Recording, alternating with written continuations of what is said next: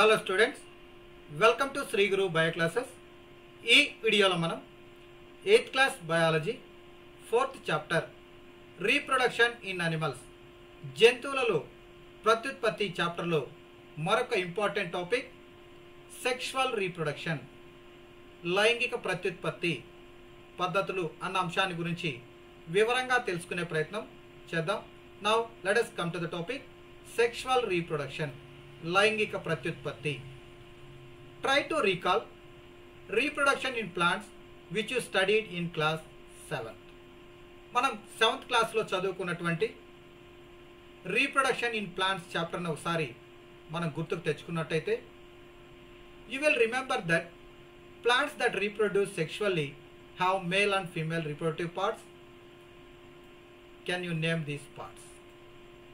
మనం ఒకసారి reproduction in plants గుర్తుకు తెచ్చుకున్నట్టయితే అందులో male and female reproductive parts ఉంటాయి. ఈ మేల్ అండ్ ఫీమేల్ రీప్రొడక్టివ్ పార్ట్స్లో male gamete female gamete produce అవ్వడం జరుగుతుంది, right? Can you name that? Male reproductive parts ఏంటి? స్టెమన్స్. ఫీమేల్ రీప్రొడక్టివ్ పార్ట్స్ ఏంటి? కార్పెల్స్. ఫీమేల్ రీప్రొడక్టివ్ పార్ట్స్గా మనం ప్లాంట్స్లో చెప్పడం జరుగుతుంది. In animals also males and females have different reproductive parts or organs. So ఏ విధంగా ప్లాంట్స్లో అయితే స్టెమన్స్ కార్పెల్ ఉంటుందో అనిమల్స్లో కూడా male and female ఆర్గానిజమ్స్లో male reproductive organs female reproductive organs సపరేట్గా ఉంటాయి. Like plants, the reproductive parts in animals also produce gametes that fuse to form zygote. So ప్లాంట్స్లో ఏ విధంగా అయితే ఈ గ్యామెట్స్ ఫ్యూజన్ అయ్యి జైగోట్ను ఫామ్ చేస్తాయో అనిమల్స్లో కూడా male reproductive cells female reproductive cells రెండు కూడా ఫ్యూజ్ అయ్యి జైగోట్ని ఫామ్ చేయడం జరుగుతుంది. So it is the zygote which develops into a new individual. So ఈ జైగోట్ అనేది న్యూ ఆర్గానిజంగా డెవలప్ అవ్వడం మనం గమనిస్తూ ఉంటాం. ఈ విధంగా male gametes and female gametes fuse అవ్వడం వల్ల రీప్రొడక్షన్ ప్రాసెస్ జరిగినట్టయితే దాన్నే మనము సెక్షువల్ రీప్రొడక్షన్, లైంగిక ప్రత్యుత్పత్తి అని చెప్పడం జరుగుతుంది. సో సెక్షువల్ రీప్రొడక్షన్ అంటే ఏంటంటే మేల్ ఆర్గానిజమ్స్లో మేల్ గ్యామెట్స్, ఫీమేల్ ఆర్గానిజమ్స్లో ఫీమేల్ గ్యామెట్స్ రెండు ప్రొడ్యూస్ అయ్యి ఫ్యూజ్ అయ్యి జైగోట్ ఫామ్ అయ్యి ఆ జైగోట్ నుంచి న్యూ ఆర్గానిజం వచ్చినట్టయితే దాన్నే మనము సెక్షువల్ రీప్రొడక్షన్గా చెప్పుకోవడం జరుగుతుంది. Now let us find out the reproductive parts in humans and study the process of reproduction in them. So మనం ఇప్పుడు హ్యూమన్ బీయింగ్స్లో రీప్రొడక్టివ్ పార్ట్స్ ఏంటి, వాటిలో రీప్రొడక్టివ్ సెల్స్ ఎలా ప్రొడ్యూస్ అవుతాయి అన్న అంశాలన్నింటినీ కూడా చూద్దాం. Now let us see that male reproductive organs. మనం మేల్ రీప్రొడక్టివ్ ఆర్గాన్స్ విషయానికి వచ్చినట్టయితే the male reproductive organs include pair of testes, 2 sperm ducts and penis. So మనం ఇలా మేల్ రీప్రొడక్టివ్ ఆర్గాన్ చూసినట్టయితే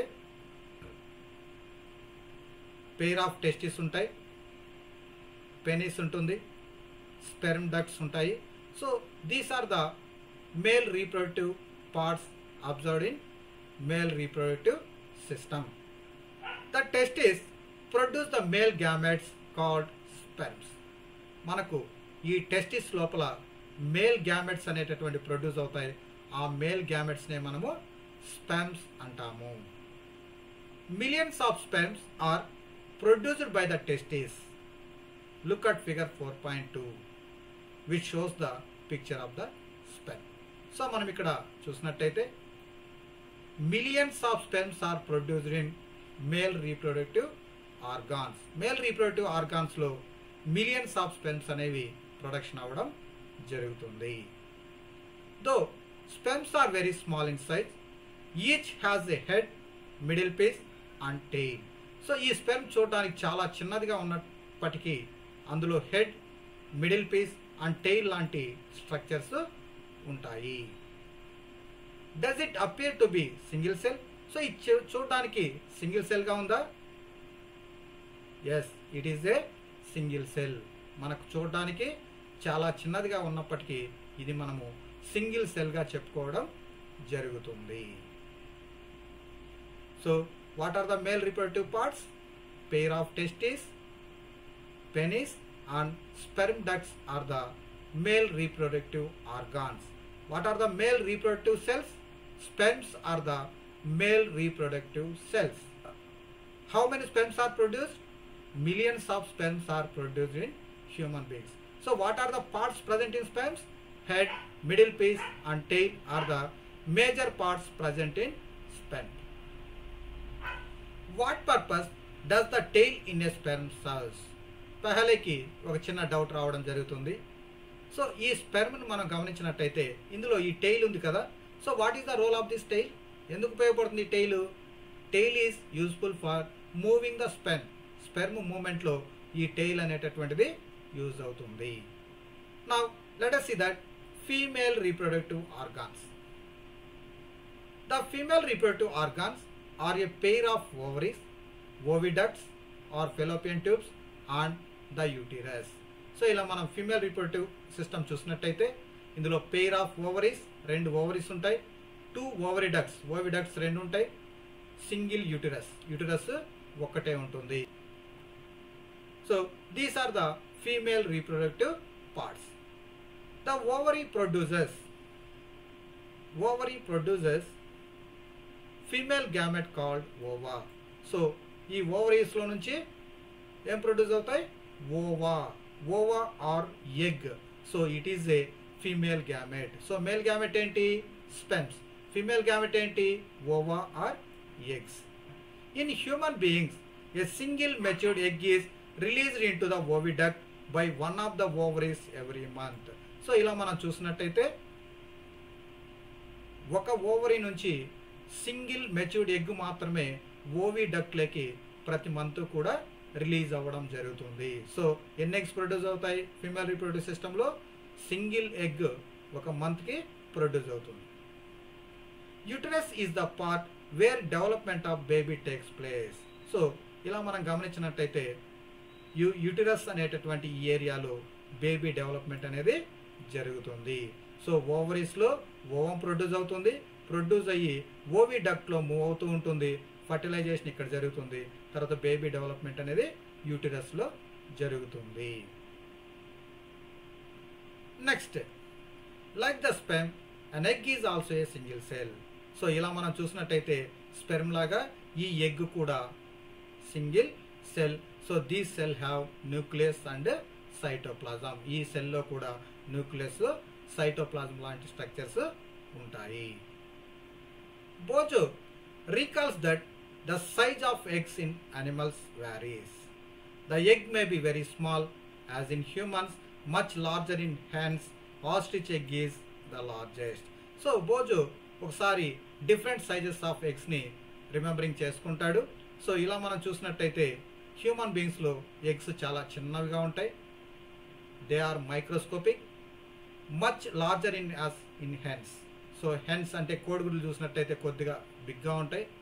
ఆస్ట్రిచ్ ఎగ్ చూసినట్టయితే చాలా పెద్దదిగా మనకు కనపడుతుంది. సో ఇలా డిఫరెంట్ సైజెస్లో మనకు ఎగ్స్ అనేవి ఉంటాయి.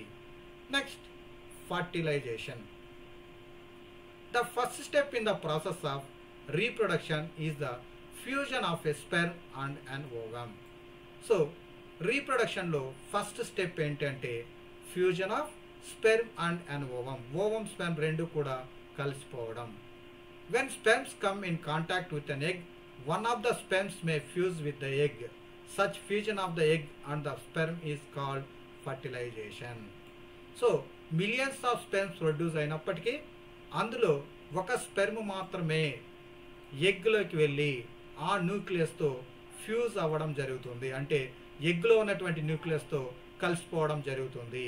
Such fusion of the egg and sperm is called fertilisation. So ఈ విధంగా స్పెర్మ్ వెళ్ళి ఎగ్ న్యూక్లియస్తో కలిసేటటువంటి ఈ ప్రాసెస్నే మనము ఫర్టిలైజేషన్ అంటాము. During fertilisation the nucleus of the sperm and the egg fuse to form a single nucleus. This results in the formation of a fertilised egg or zygote. So ఈ విధంగా స్పెర్మ్లో ఉన్నటువంటి nucleus, ఎగ్లో ఉన్నటువంటి nucleus 2 కలిసి single న్యూక్లియస్గా మారడం జరుగుతుంది. So ఈ single న్యూక్లియస్నే మనము zygote లేదా ఫర్టిలైజ్డ్ ఎగ్ అంటాము. సో జైగోట్ అంటే ఏంటి? Fusion of male gamete and female gametes, it leads to zygote. So fertilisation అయిన తర్వాత మేల్ గ్యామెట్ ఫిమేల్ గ్యామెట్ రెండు ఫ్యూజన్ అయితే సింగిల్ సెల్ ఏర్పడుతుంది. ఆ సెల్నే మనము జైగోట్ లేదా ఫర్టిలైజ్డ్ ఎగ్ అంటాము. Did you know that the zygote is the beginning of a new individual? Zygote is the first cell in new organism. So ఇలా చూడండి, స్పెర్మ్స్ మిలియన్స్లో ప్రొడ్యూస్ అయినప్పటికీ అన్ని సెల్స్ కూడా బయటే ఉండిపోతాయి. ఓన్లీ ఒక సెల్ మాత్రమే లోపలికి దాని డిఎన్ఏ రిలీజ్ చేయడం జరుగుతుంది. సో డిఎన్ఏ రిలీజ్ చేసిన తర్వాత ఇలా చూడండి, దీంట్లో ఉన్న న్యూక్లియస్ దీంట్లో ఉన్న న్యూక్లియస్ రెండు కలిపి సింగిల్ న్యూక్లియస్గా ఫామ్ అవుతుంది. దాన్నే ఫ్యూజన్ న్యూక్లియస్ అంటాము. ఇది ఫర్దర్గా జైగోట్గా డెవలప్ అవ్వడం మనం గమనిస్తాము. The process of fertilisation is meeting of an egg cell from the mother and a sperm cell from the father. So the new individual inherit some characters from the mother and some from the father. So ఈ విధంగా fertilisation ప్రాసెస్లో egg సెల్లో ఉన్నటువంటి అంటే మదర్లో ఉన్నటువంటి DNA, sperm cell from ఫాదర్లో ఉన్నటువంటి DNA రెండు కూడా కొత్త సెల్స్ లేక రావడం జరుగుతుంది. సో కాబట్టి ఈ జైగోట్లో ఫాదర్ క్యారెక్టర్స్ మదర్ క్యారెక్టర్స్ రెండు కూడా ఉంటాయి. Look at your brother or sister, see if you can recognize some characters in them similar to those of your mother or your father. So మీ సిస్టర్లో కానీ బ్రదర్లో కానీ మనం ఒకసారి పరిశీలించినట్టయితే మీ పేరెంట్స్లో ఉన్నటువంటి కొన్ని క్యారెక్టర్స్ వాళ్ళలో కూడా మనం గమనించడం జరుగుతుంది. Fertilisation which takes place inside the female body is called internal fertilisation. So ఈ ఫర్టిలైజేషన్ ప్రాసెస్ ఫీమేల్ ఆర్గానిజం లోపల జరిగితే దాన్ని మనం ఇంటర్నల్ ఫర్టిలైజేషన్ అంటాము. Internal fertilisation occurs in many animals including humans, cows, dogs and hens. You will be surprised to know what in many animals fertilization takes place outside the body of the female. In these animals fertilization takes place in water. So కొన్ని రకాలైనటువంటి అనిమల్స్లో ఈ fertilisation అనే process female organism లోపల కాకుండా female organism బయట వైపు అంటే వాటర్లో జరగడం మనం గమనిస్తూ ఉంటాము. Now let us see that simple activity. Visit some ponds or slow flowing streams during spring or rainy season. Look out for clusters of frogs' eggs floating in water. Write down the color and size of the eggs. So మనము rainy సీజన్లో మనం ఏదైనా చిన్న చిన్న Pond's కానీ లేదా స్లోగా flowing streams అంటే సన్నగా పారుతున్నటువంటి కాలువల్లో కానీ మనం అబ్జర్వ్ చేసినట్టయితే అందులో cluster of frogs eggs, frogs గుంపులుగా మనకి ఎగ్స్ని పెట్టడం మనం గమనిస్తూ ఉంటాం. During spring or rainy season, frogs and toads move to ponds and slow flowing streams when the male and female come together in water. Females lay hundreds of eggs. Unlike hen's eggs, frog's egg is not covered by a shell and it is comparatively very delicate. So ఎప్పుడైతే rainy season start అవుతుందో అప్పుడేమవుతుంది, ఈ frogs అన్నీ కూడా slow flowing reverse lake కానీ లేదంటే ఏదైనా Pond's lake కానీ వెళ్ళి హండ్రెడ్స్ ఆఫ్ ఎగ్స్ని పెట్టడం జరుగుతుంది. సో ఈ ఎగ్స్ అనేవి మనకు చికెన్ ఎగ్స్ ఏ విధంగా అయితే వాటిపైన షెల్ అలా ఉంటుందో అలాంటి షెల్ ఉండదు, చాలా డెలికేట్గా ఉంటుంది. A layer of jelly holds the eggs together and provides protection to the eggs. So ఇలా షెల్ లేకుండా ఒక జెల్లీ లైక్ సబ్స్టెన్స్ ఉంటుంది. చూడండి, ఇలా బ్లాక్గా ఉన్నటువంటిది సెల్ అయితే ఫీమేల్ ఎగ్ సెల్ అయితే దాని చుట్టూ మనకు జెల్లీ లైక్ సబ్స్టెన్స్ అనేది ఉండడం మనం గమనిస్తాం. రైట్. సో ఈ జెల్లీ లైక్ సబ్స్టెన్స్ అనేది ఆ ఎగ్స్ ఎక్కడైనా సబ్స్ట్రేట్కి అతుక్కోవడానికి సో ఈ న్యూక్లియస్ అంతా డ్యామేజ్ కాకుండా కొద్ది వరకు ప్రొటెక్షన్ అనేది కాజ్ చేయడం జరుగుతుంది. As the eggs are laid the male deposit sperms over them. So ఎప్పుడైతే ఈ ఫిమేల్స్ ఎగ్స్ని వాటర్ లేక్ రిలీజ్ చేస్తాయో మేల్స్ కూడా స్పెర్మ్స్ని వాటర్ లేక్ రిలీజ్ చేయడం జరుగుతుంది. Each sperm swims randomly in water with the help of its long tail. So tail సహాయంతో sperms move అవుతూ వచ్చి ఫైనల్గా ఈ ఎగ్ని రీచ్ అవ్వడం జరుగుతుంది. The sperms come in contact with the eggs, this results in fertilisation. So ఎప్పుడైతే ఈ స్పెర్మ్స్ వెళ్ళి ఆ ఎగ్స్ని కాంటాక్ట్ అవుతాయో ఆ ప్రాసెస్ని మనము ఫర్టిలైజేషన్ అంటాము. This type of fertilisation in which the fusion of male and female gamete takes place outside the body of the female is called external fertilization. So ఇక్కడ ఏంటి, ఫీమేల్ ఆర్గానిజమ్స్ ఎగ్స్ని వాటర్లోకి రిలీజ్ చేస్తాయి, మేల్ ఆర్గానిజం స్పెర్మ్స్ని కూడా వాటర్లోకి release చేశాయి. Fertilisation ఎక్కడ జరిగింది, వాటర్లో జరిగింది. సో ఇలా మనకు ఫీమేల్ ఆర్గానిజం లోపల కాకుండా ఆర్గానిజం బయట ఫర్టిలైజేషన్ ప్రాసెస్ జరిగితే దాన్నే మనం ఎక్స్టర్నల్ ఫర్టిలైజేషన్ అంటాము. It is very common in aquatic animals such as fish, star fish and frogs etcetera. So ఇలా ఎక్స్టర్నల్ ఫర్టిలైజేషన్ ప్రాసెస్ అనేది స్టార్ ఫిషెస్లో, ఫిషెస్లో మరియు ఫ్రాగ్స్లో మనం కామన్గా అబ్జర్వ్ చేయడం జరుగుతుంది. Why do fish and frogs lay eggs in hundreds whereas hen lays only 1 egg at a time? So ఎందుకు మనకు ఫ్రాగ్స్, ఫిషెస్ తీసుకున్నట్టయితే లార్జ్ నెంబర్లో ఎగ్స్ని ప్రొడ్యూస్ చేస్తాయి? So what is the reason behind that? ఎందుకు లార్జ్ నెంబర్లో ఎగ్స్ని ప్రొడక్షన్ చేయాలి? దో దీస్ అనిమల్స్ లే hundreds of eggs and release millions of sperms, all the eggs do not get fertilised and develop into new individual. So ఈ విధంగా large నెంబర్లో ఎగ్స్ని produce చేసినప్పటికీ all the eggs do not get fertilised, అన్ని eggs fertilise అవ్వవు. So వీటిలో కొన్ని మాత్రమే ఫర్టిలైజ్ అయ్యే ఛాన్సెస్ ఉంటాయి. సో ఫిషెస్, ఫ్రాగ్స్ లార్జ్ నెంబర్లో ఎగ్స్ పెట్టడం జరుగుతుంది. This is because the eggs and sperms get exposed to water movement, wind and rainfall. Also there are other animals in the pond which may feed on eggs. Thus production of large number of eggs and sperms is necessary to ensure fertilization of at least a few of them. So ఈ విధంగా large నెంబర్లో ఎగ్స్ని, sperms produce చేసినప్పటికీ ఎక్కువగా fertilisation అవ్వవు. ఎందుకు? చాలా reasons ఉంటాయి. సో అవి బయట ఎక్స్టర్నల్ ఎన్విరాన్మెంట్లో ఉంటాయి కాబట్టి వాటర్ మూమెంట్కి, విండ్కి, రెయిన్ఫాల్ లాంటి ఎఫెక్ట్స్కి ఈ ఎగ్స్, స్పెర్మ్స్ డ్యామేజ్ అయ్యేటటువంటి ఛాన్సెస్ ఉంది. అదేవిధంగా కొన్ని రకాలైనటువంటి పాండ్లో ఉన్నటువంటి ఆర్గానిజమ్స్ ఈ ఎగ్స్ని కూడా తినేయడం జరుగుతుంది. సో ఇలా ఫర్టిలైజేషన్ ఛాన్సెస్ తక్కువగా ఉంటాయి కాబట్టి లార్జ్ నెంబర్లో ఎగ్స్ని ప్రొడ్యూస్ చేసినట్టయితే అందులో కొన్నైనా ఫర్టిలైజ్ అవుతాయని ఈ ఫ్రాగ్స్ కానీ, ఫిషెస్ కానీ లార్జ్ నెంబర్లో ఎగ్స్ని ప్రొడక్షన్ చేయడం జరుగుతుంది. How could a single cell become such a big individual? So బోజోకి ఇంకొక డౌట్ రావడం జరుగుతుంది. సింగిల్ సెల్ అనేది పెద్ద ఇండివిజువల్గా ఎలా డెవలప్ అవుతుంది? Now look at see this development of embryo. So embryo ఎలా డెవలప్ అవుతుందో చూద్దాం. Fertilisation results in the formation of zygote which begins to develop into an embryo. So ఈ విధంగా ఫర్టిలైజేషన్ అయిన తర్వాత మనకు జైగోట్ అనేది ఫామ్ అవుతుంది. ఈ జైగోట్ అనేది ఎంబ్రియోగా డెవలప్ అవుతుంది. Now look at see this is zygote. So ఆ జైగోట్ ఏమైంది, ఇలా ఇలా ఇలా మనకు చూడండి మోర్ నంబర్ ఆఫ్ సెల్స్ని ప్రొడక్షన్ చేయడం జరుగుతుంది. సో ఈ జైగోట్ నుంచి లార్జ్ నెంబర్ ఆఫ్ సెల్స్ అనేవి ప్రొడ్యూస్ అవ్వడం మనం గమనించవచ్చు. The zygotes divides repeatedly to give rise to a ball of cells. The cells then begin to form groups that develop into different tissues and organs of the body. This developing structure is termed as an embryo. So ఈ విధంగా single సెల్గా ఉన్నటువంటి zygote large number of సెల్స్ని produce చేసి ఫైనల్గా టిష్యూస్ని, ఆర్గాన్స్ని develop చేయడం జరుగుతుంది. So దీన్నే మనము ఎంబ్రియో డెవలప్మెంట్ అంటాము. The embryo gets embedded in the wall of uterus for further development. So ఇలా డెవలప్ అయిన తర్వాత ఈ ఎంబ్రియో అనేటటువంటిది ఈ యూటరస్ దగ్గర అతుక్కొని ఇక్కడ ఫర్దర్గా డెవలప్ అవ్వడం జరుగుతుంది. The embryo continues to develop in the uterus. It gradually develops body organs.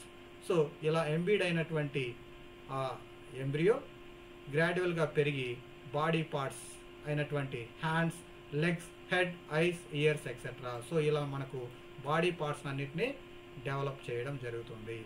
The stage of the embryo in which all the body parts can be identified is called as foetus.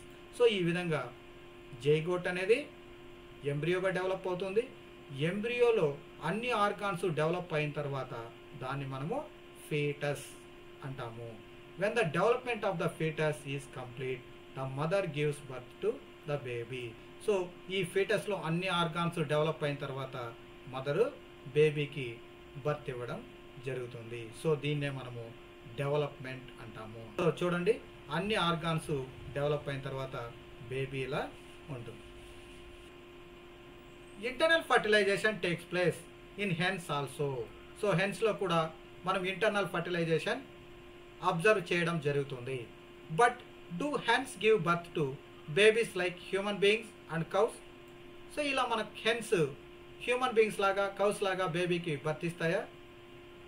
You know that they do not. Then how are chicks born? Let us find out. So ఈ chickens ఎలా వస్తాయి? Chickens eggs పెడతాయి. ఆ eggs hatch అయిన తర్వాత వాటి నుంచి young ones రావడం మనం గమనిస్తూ ఉంటాం.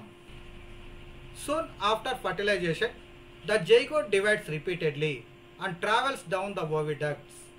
సో ఫర్టిలైజేషన్ అయిన తర్వాత జైగోట్ రిపీటెడ్గా డివైడ్ అవుతూ ఉంటుంది. సో డివైడ్ అయిన తర్వాత ఓవిడక్ట్లకి ట్రావెల్ అవ్వడం జరుగుతుంది. As it travels down many protective layers are formed around it. So ఎప్పుడైతే ఈ ఓవిడక్ట్లోకి వస్తుందో అక్కడ చాలా వరకు ప్రొటెక్టివ్ లేయర్స్ అనేటటువంటివి డెవలప్ అవ్వడం జరుగుతుంది. The hard shell that you see in the hen's egg is one such protective layer. So మనం ఎగ్ పైన ఈ వైట్గా చూసేటటువంటి ఈ లేయర్ కూడా ఒక టైప్ ఆఫ్ ప్రొటెక్టివ్ లేయర్గా మనం చెప్పడం జరుగుతుంది.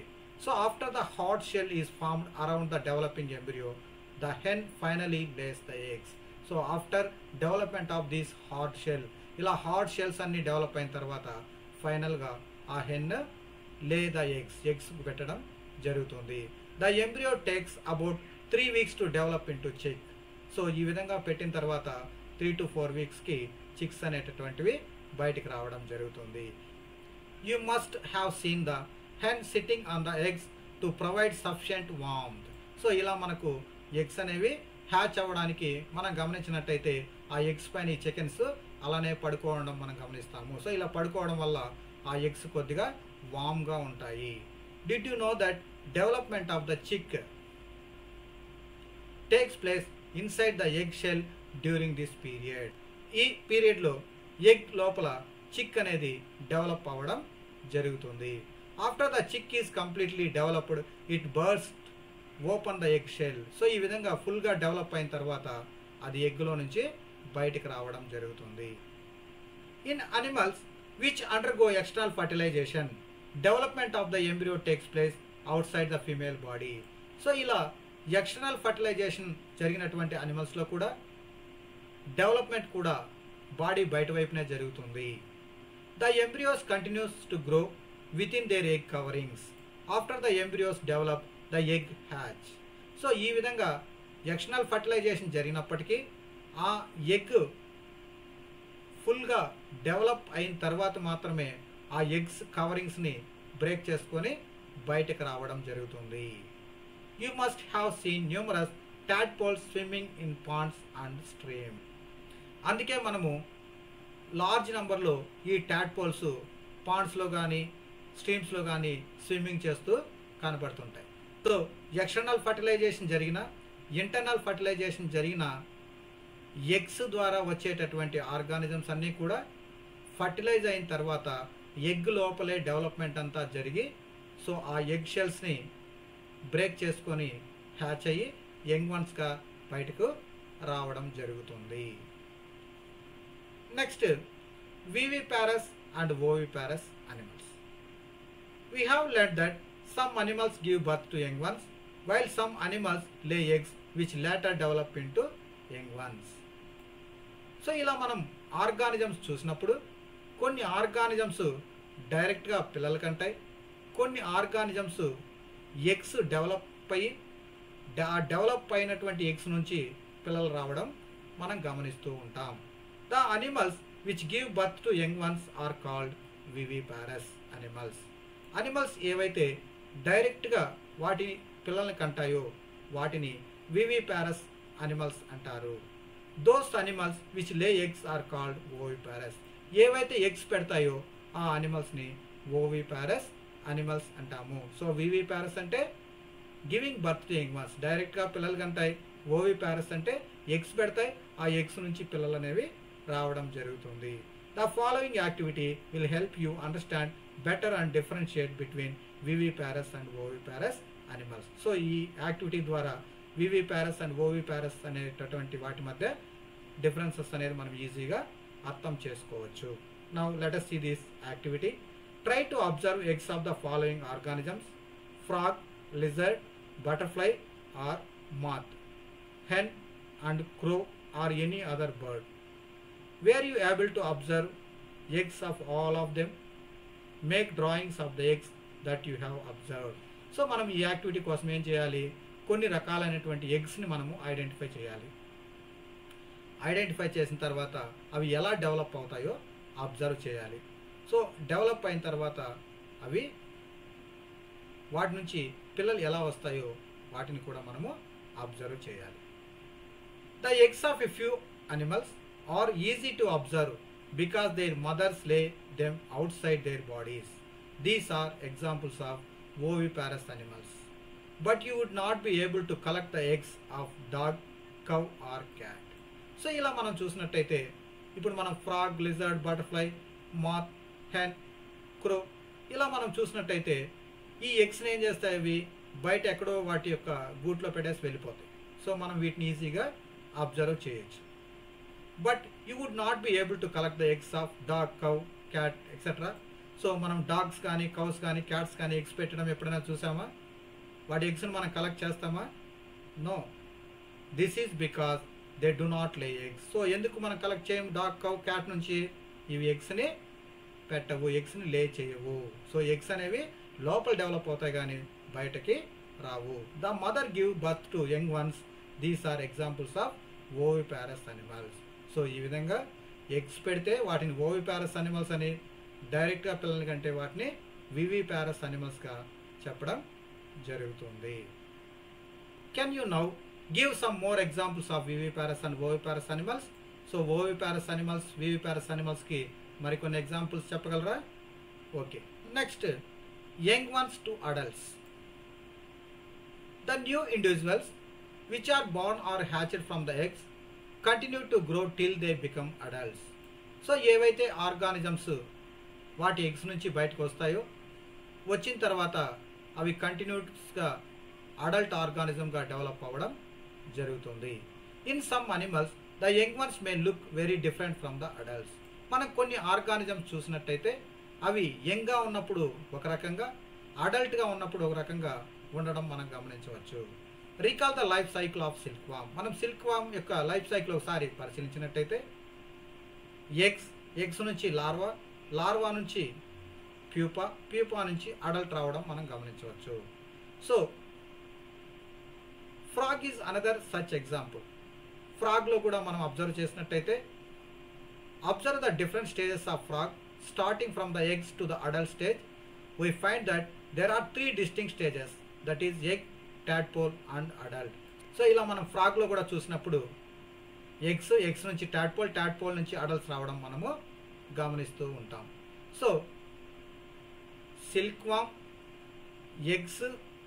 ఎగ్స్ నుంచి larva or caterpillar, pupa, adult. So ఈ స్టేజెస్లో క్యాటర్పిల్లర్ డిఫరెంట్గా ఉంటుంది, అడల్ట్ మాత్ డిఫరెంట్గా ఉంటుంది. అదే మనం ఫ్రాగ్స్ విషయానికి వచ్చినట్టయితే టాడ్పోల్ డిఫరెంట్గా ఉంటుంది, అడల్ట్ డిఫరెంట్గా ఉంటుంది. So can you imagine that these tadpoles would someday become frogs? Similarly, the caterpillar or pupa of silkworm looks very different from the adult moth. So ఇలా మనం చూసినప్పుడు అవి యంగ్గా ఉన్నప్పుడు ఓ రకంగా ఉంటాయి, అవి పెద్దవైన తర్వాత ఇంకో రకంగా ఉంటాయి. The features that are present in the adult are not found in these young one. So ఏదైతే ఫీచర్స్ అడల్ట్ స్టేజ్లో ఉంటాయో అవి యంగ్ వన్ స్టేజ్లో ఉండవు. Then what happens to the tadpoles or caterpillars thereafter. So ఈ విధంగా క్యాటర్పిల్లర్స్లో ఉండే characters అన్నీ కూడా చేంజ్ అయిపోయి అడల్ట్కి వచ్చేటప్పటికి చాలా వరకు డిఫరెంట్గా కనబడతాయి. You must have seen a beautiful math emerging out of the cocoon. In the case of tadpoles, they transform into adults capable of jumping and swimming. The transformation of the larva into an adult through drastic changes is called metamorphosis. So ఈ విధంగా మనకు cocoon నుంచి మంచి అందమైన butterfly రావడము, అదే tadpole నుంచి ఎగురుకుంటూ, గెంతుకుంటూ, దూక్కుంటూ వచ్చినటువంటి అడల్ట్ ఫ్రాగ్ అనేది డెవలప్ అవ్వడము లాంటివి మనం గమనించవచ్చు. So the transformation of larva into adult through drastic changes. So ఈ విధంగా లార్వా నుంచి అడల్ట్కి వచ్చేటప్పుడు కొన్ని రకాలైనటువంటి చేంజెస్ జరగడం వల్ల మనకు ఆర్గానిజం అనేది డెవలప్ అయితే ఆ ప్రాసెస్నే మనము మెటామార్ఫోసిస్ అంటాము. సో మెటామార్ఫోసిస్ అంటే ఏంటి? యంగ్ వన్స్ నుంచి అడల్ట్గా డెవలప్ అయ్యేటప్పుడు డ్రాస్టిక్ చేంజెస్ అనేటివి ఉంటాయి. యంగ్ వన్స్కి అడల్ట్స్కి చాలా వరకు డిఫరెన్సెస్ ఉంటుంది. సో ఇలాంటి డెవలప్మెంట్నే మనము మెటామార్ఫోసిస్ అంటాము. What about the changes that we observe in our body as we grow? Do you think we too undergo metamorphosis? So మనం హ్యూమన్ బీయింగ్స్ తీసుకున్నట్టయితే చిన్నప్పటి నుంచి పెద్ద అవుతాం. సో పెద్ద అయినప్పుడు మన ఆర్గాన్ సైజ్ ఏంటి? ఆర్గాన్ సైజ్ పెరుగుతుంది, అంతేగాని మెటామార్ఫోసిస్ అబ్జర్వ్ చేస్తామా? No. In human beings body parts similar to those present in the adults are present from the time of birth. So human beings లాంటి ఆర్గానిజమ్స్లో పుట్టినప్పుడు ఏ ఆర్గాన్స్ ఉంటాయో అవే ఉంటాయి, కాకపోతే సైజ్ అనేది ఇంక్రీజ్ అవుతుంది. కానీ మెటామార్ఫోసిస్లో అలా కాదు. యంగ్ వన్స్ డిఫరెంట్గా ఉంటాయి, అడల్ట్స్ డిఫరెంట్గా ఉంటాయి. సో ఇది students sexual reproduction in animals. ఇందులో ఏదైనా సందేహాలు ఉన్నట్టయితే మీరు కామెంట్ సెక్షన్లో కామెంట్ చేయొచ్చు, లేదా శ్రీగురు బయోక్లాసెస్@gmail.comకు మెయిల్ కూడా చేయొచ్చు. Thank you for watching.